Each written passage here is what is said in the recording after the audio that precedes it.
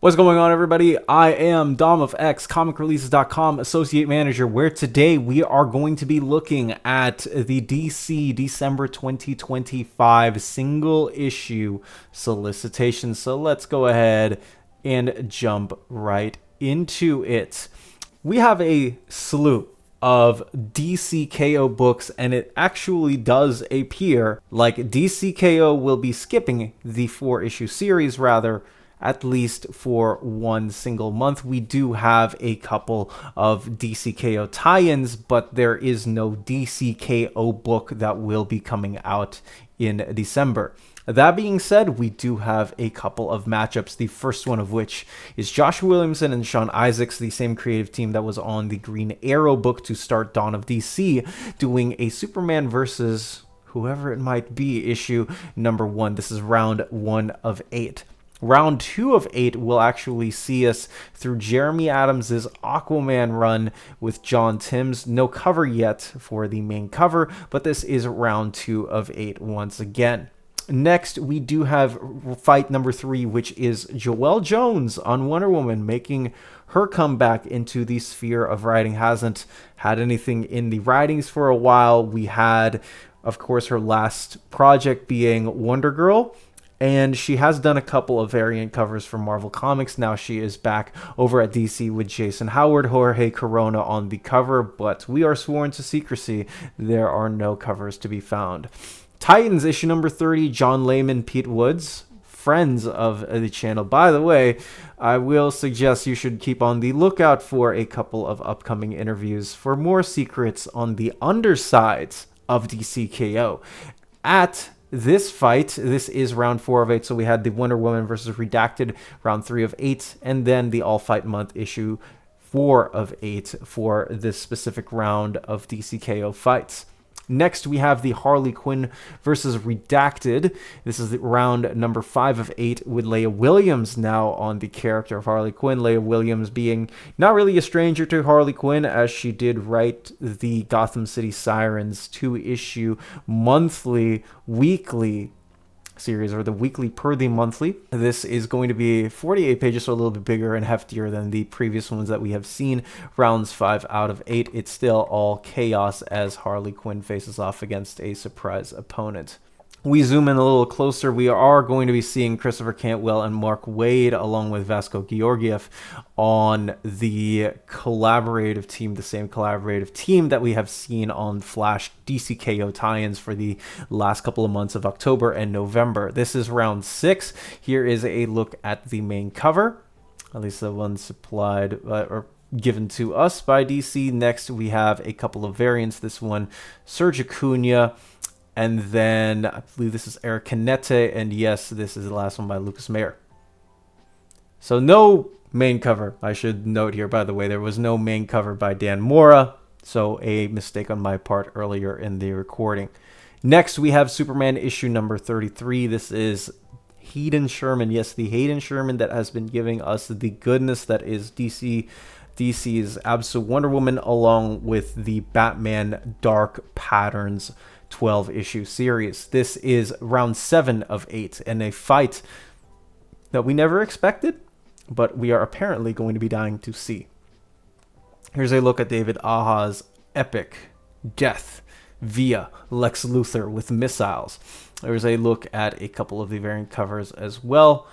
Jorge Fornes being on the last one, Sebastian Fiumara, and then Kyo-Young Eom on the final. And then we also have, for the final of these, our tie-ins anyways, for the DCKO specific fight scenes, we got Red Hood versus Redacted. This time it's Scott Snyder, Joshua Williamson, and Dustin Nguyen. Yes, that same Dustin Nguyen who has been giving us some of what I would like to call some extra epic Batman stories with Jeff Lemire. This is round 8 of 8. This is going to be the most ruthless fight of them all. 8 fights. We'll see who comes out on top in just a minute. Next, we have issue number 2 of DCKO Night Fight in this limited series of 4 issues. This is still Joshua Williamson, and this is still Dan Mora on the press kit for this specifically, as the stage is set and Bruce Wayne's battle through a gauntlet of future Batman is on. Each former Robin has shaped Gotham City into their own version and vision of justice as well, and if Bruce can't make it his way past Dick Grayson, he will face the darkest one yet. There is something going afoot with the Robins. We shall have to find out and see what is up there. Here's the main cover by Dan Mora. Here's a look at the variant cover done by Gilliam March. And then the last one that is unfinished, yet to be polished, is believed by Jorge Molina. Moving on to the last of these DCKO tie-ins is Dan Mora and Mark Waid still kicking butt on Justice League Unlimited, this time with Time Displaced Heroes in the limelight for this one against a very, very important D. McNaron. There is an agent behind Justice League Red, so there is a little bit of a bridge between those two books, and we also have, again, Mr. Terrific being the main star of this one. Here is a look at the main cover. That is Blue Superman being hounded by a force that we will have to find out and see who it is. Next up, we got a couple of variant covers. This one by Sanford Green, this one and by Kevin Wada, this one by Kevin Wada specifically, and then this one, do believe it is Stefan Subit. Next, we got Absolute Universe discussion time. There's a lot to talk about in the Absolute Universe, and by a lot, I do mean the introduction to the origin story of a character that people have been speculating on for as long as I can remember from last year's summer of San Diego, and that is Absolute Batman issue number 15 featuring the Joker. Yes, Absolute Joker is ridiculously, I don't even know what to say to that, but that is Nick Dragotta as raw as you can get it in this form. You got the Joker card, which fits in with the theme, and if there is anything here to behold, I hope that Scott Snyder brings in some of the twists and turns that he gave us in Court of Owls with this specific design and also the brand new origin of the Joker in the Absolute Universe. Next, we have the issue of the Arc M special. We got Frank Thierry joining with Joshua Hickson on the art. We do have covers by TK for variant covers.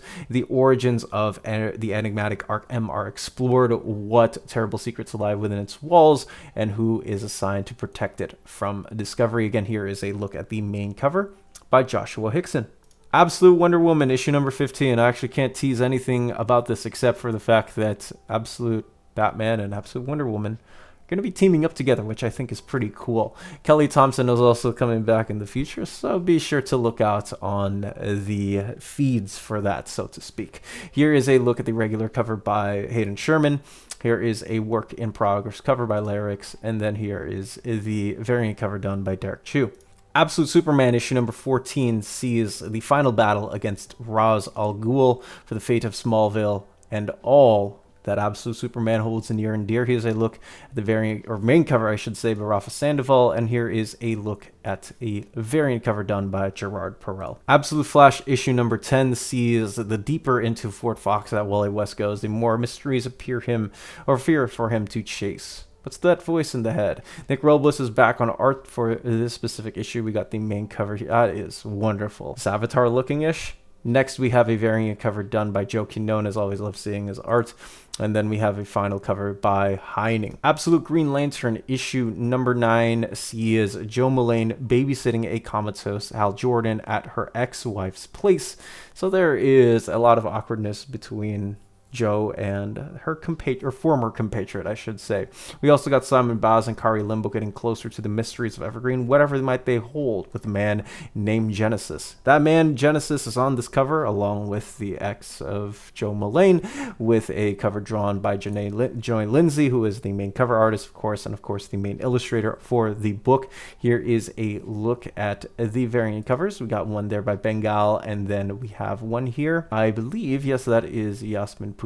And then Absolute Martian Manhunter is making their comeback to Pages of Comics. This is issue number 7 of 12 in a very long slate, or hopefully to come. Man, I miss Denny's camp on DC, and I'm really glad that he is back. Here is a look at the White Martians' first foray on Earth via the Agency, which is the shadowy group with unlimited governmental authority in Middleton. So whatever might be going on there, this is a look at the main cover done by Javier Rodriguez, cannot speak.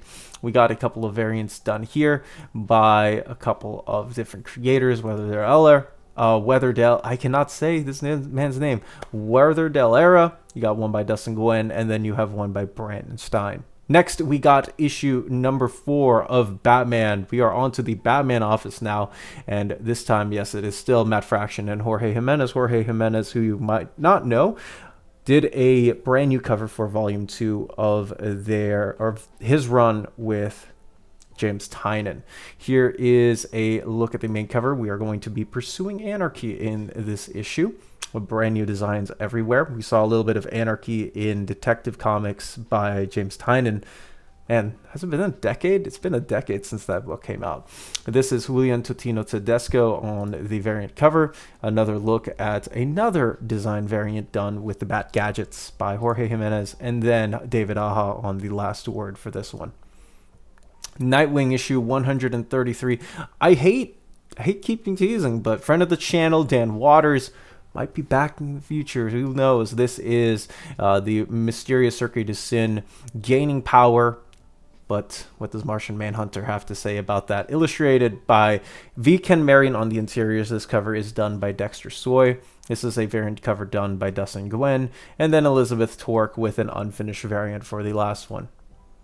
Tate Brombell is continuing strong with his Batgirl run, this time Stephen Segovia, one of my favorite artists actually, is also on this book. Destroy the Unburied's powerful advantage in this war and get out alive. Of course, that's going to mean that Cassandra Cain is going to get in a lot of trouble. This is a look at the main cover done by Reiko Murakami, and then here is a look at the variant cover done by Terso. Kelly Thompson's Birds of Prey. One last mission, one final fight, no second chances, and the fate of the Birds of Prey hangs in the balance as the unreality is collapsing and threatening all of Gotham. As the Birds of Prey struggle to survive inside the game, the final showdown will test everything the team has built. Can the birds get to the heart of what the Shadow Army and their real goal has been all along? Or is it going to be too late for them and Gotham? Is it going to be too late for us to continue to support this book as well? Here is a look at the main cover done by Annie Wu.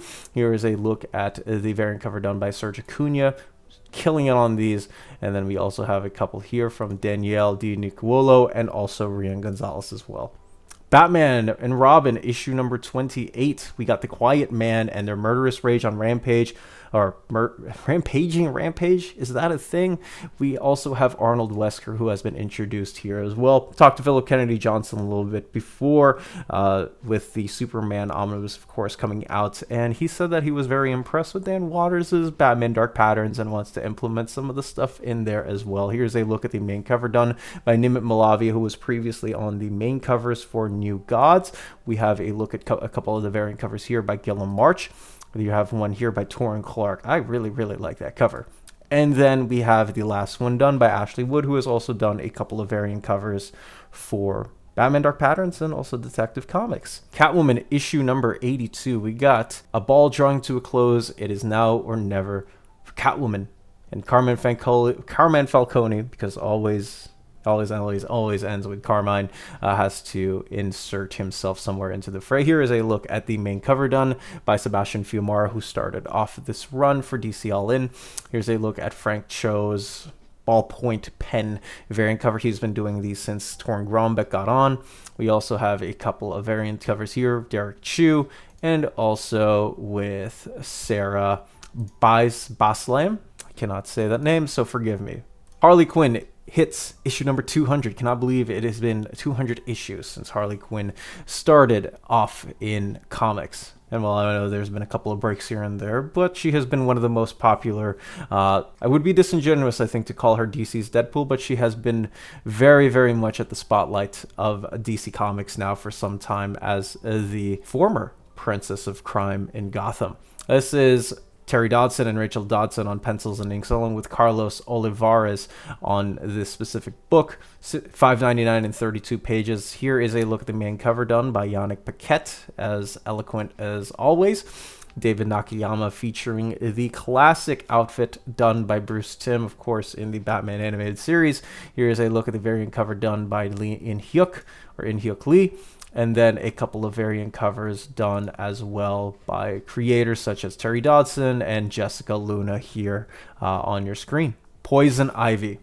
Having a friend for dinner is simply lovely, isn't it? Still Marcio Takara on this book, 39 issues in. Here's a look at Jessica Fong's main cover. Here is a look at the variant cover by Nubovich. We have one by Kyo Young Yeom. We also have one by Che Ruby, and then we have one by Josh Swaby. So we all have different. Or this was one by Swaby. my apologies, and then Che Ruby here on the final variant. Harley Quinn, Life and Crimes. Harley and Ivy, Life and Crimes by Erica Henderson, and everything done by Erica Henderson, with Joker framing Harley Quinn in this issue, and that is such a lovely and cute cover. We're going to move on to the Justice League office now, and the first book that we are going to be talking about is Mark Waid and Skylar Patrick's continuation of Action Comics, with, of course, Ryan Sook still on the cover artist. This time, we still got, oh my goodness, it's a foreclosure, whatever will happen to the Kent family. This is a look at the main cover, with a notice of foreclosure being held in by none other than Clark Kent. Clark Kent on a nice cover by Bengal, and then Jorge Molina. That's a new style of Jorge that I have, well, a style I haven't seen since Thor with Jane Foster, so been a while. Detective Comics is definitely not a Superman book, but we do have Tom Taylor and TK and Mikhail Yanin on this. Batman was continuing to reel at the hands of defeat, and however will he recover from the hands of defeat, we shall have to see. So apologies for this not being, of course, a Superman title, but this is a look at the main cover and the variant cover as well. Again, a look at the main cover by Mikhail Yanin. Supergirl, issue number 8, sees Sophie Campbell continuing on and creating a robot pose as Linda Danvers while she ventured around the world saving the day. Gotta stop the robot. Here is a look at the main cover again by Sophie Campbell. There's a look at the variant cover done by Todd Knock. And then, oh, that's a nice Megan. And that's a really nice cover. I really, really want to go to Midvale now. Next up, we have Superman Unlimited issue number 8. Thanks to Toyman's Kryptonite Generators. There is a mass-produced commercial faster than light rockets for the planet's richest 1%. So what is Lex Luthor going to be doing in this issue? Well, I don't know, but we do have Guy Gardner here to help out the case with some tendrils holding Superman back, and may perhaps not. Dave Johnson on that specific cover. Ariel Olivetti with a pinup of Superman's head. Next cover, another Ariel Olivetti variant. And then, oh man, we got a lot of different variants here. Gilliam March, and then Nathan Zazerti. Wonder Woman issue number 28. The best laid plans of Mouse Man have gone awry, and with Wonder Woman inspiring an island of people to revolt against their captor, the reign has reached its end. Never underestimate a desperate man, especially on one who is a punchline. Here's a look at the main cover done by Daniel Sampere. David Nakayama doing another Wonder Woman variant. And then we have Omara for the last one. Justice League Red and JSA. First, let's get Justice League Red with Clayton Henry continuing this 6-issue series. Here is a look at the main cover with Teth Adam and Red Tornado thinking about something. And then Sweeney Boo with Power Girl, because why not? Power Girl variant again. Variant cover by Sweeney Boo. And then JSA issue number 14, we have the Atom investigating the 5th columnist, and a new hero makes an appearance. This time, we got Spectre joining Alan Scott on a detective adventure. I have been enjoying a lot of these Spectre issues from the 70s and 80s. Here is a look at the main cover by Dave Johnson. And then here is a look at the variant done by David Talaski. The Adventures of Superman Book of L issue number 4 takes us to the 4th issue of this 12-issue series, as Ronan Kent making his last stand to push back the deadly Brainiac invasion. Whatever will happen to the House of L. This is the main cover done by Scott Godlewski. This is a variant cover done in by Raza. And then we have Sarah Baslam again on the last variant cover. Batman, Superman, issue number 46, World's Finest. Adrian Gutierrez continuing this Joker Luthor theme. This is part 2 of the merger. Here's a look at the main cover. Here's a look at the variant cover done by Adrian Gutierrez. We also have Chuma Hill. Apologies if I scroll past through there. And then we have Sean Isaacs on the final one. Green Lantern, issue number 30. Carmine Di is going to be filling in on this issue. The last time that I have read a Batman Green Lantern team up, I actually really enjoyed it. It was issue number 9 of Jeff Johns' Green Lantern run, and a powerful message for willpower. Here is a look at the main cover done by Annie Wu, so no Zermanico here. Here's a variant cover done in by, I believe that is Donna Gio. Yep, that is Donna Gio. And then we also have one from the Dodsons. And then the final variant cover here as well. We still got a couple of Green Lanterns to go. We got Green Lantern Corps. Now Morgan Hampton continuing on what they have been doing solo since issue number 10, with John Stewart venturing to Mogo to retrieve another escaped Science Cell prisoner. And facing face to Ellie. Here is a look at the main cover. We got Kelly, Teen Lantern. Who doesn't like Teen Lantern? And then we have Edwin Gallman drawing Saint Walker. I really need to catch up on Green Lantern. I'm so behind. Next, we have Green Arrow issue number 31 with Montos and Chris Kondo. I know a couple of people were wondering, well, is this book going to continue? We do have issue number 31 here, 399, 32 pages. This is the main cover done by Taryn Clark, and then a variant cover done by Skylar Patridge. Greg Rucka and Nicholas Scott continue their 6-issue Cheetah and Cheshire Rob, the Justice League. Whatever could go wrong with Wonder Woman and Cheetah teaming up in the Watchtower. Here is a look at the main cover. Here is a look at the Elizabeth Torque unfinished variant, the Scream and headshots, and then a headshot, an actual headshot, by Gerard Perrell. And then we also have issue number 6 of Justice League vs. Godzilla vs. Kong 2 of this 7-issue series. Here's a look at the main cover done by Christian Duce, and then a look at the variant cover done by Carlo Pagulayan. Man, I always love seeing Carlo Pagulayan's art. Issue number 3 of Gotham Academy first year. We do have the main cover done by Carl Kerschel, and then a variant cover done by Mayo Sen Naito, who, if you actually didn't know, did a really, really cute backup story in the pages of Jeff Johns' Shazam and the 7 Magic Lands back in 2019. So that is, I might actually pick up that cover and place it somewhere. It's very, very cute. We got Colton Rivera in a tux. You got a cute boyfriend and all of you. Got to figure out what's going on in Gotham Academy. Next, we got Batman and Static Beyond issue number 2 with Evan Narcisse and Nicholas Draper Ivy continuing as they unveil the Q-Wave clean energy grid that's set to take out the world by storm. Here is a look at the main cover. Here's a look at the variant cover done by Dustin Nguyen. Impressive. And then, of course, Raza on the variant cover. A couple more issues. We do have Immortal Legend Batman issue number 5, which takes us to Gotham, sprawling planet-wide city they used to call home. This seems so much like Matt Groom's Alley and Kyle Higgins. It screams those two creators. Here's a look at the main cover done by Dan Mora. We still have Ethan Young and, of course, Toki Tokoro. I cannot say it. This is Ethan Young, and this is Toki Tokoro. And then we got a League for Justice issue number 6, which is Gotham by Gaslight by Andy Diggle, Leah Fernandez, and them quelling the rampage for Zod. Here's a look at the main cover by Leo. Here is a look at the variant cover by Brian Ball. That is haunting. I like that. And then a variant cover done by Christian Ward. And then the last book that I want to highlight today is Superman, the Kryptonite Spectrum, issue number 5. This is the final issue of this 5-issue standard-sized Black Label series. And what's truly at the end of the rainbow, only the creators of Ice Cream Man can know. Here is a look at the main cover by Martin Morazzo. Here is a look at the variant cover done by Juan Ferreira and Alex Ekman Long, I should say, on the final variant. If you haven't yet, check out our website, ComicReleases.com, my and Webhead's love letter to comics, a hotspot where you can finally figure out what's coming out, when, from what place. Our unique upcoming website tracker in the Collected Editions tab makes sure that you're on top of every single collected edition coming out on the market with release date updates to the minute, from the tiniest graphic novels to the giant Generator Deluxe hardcovers as large as an absolute.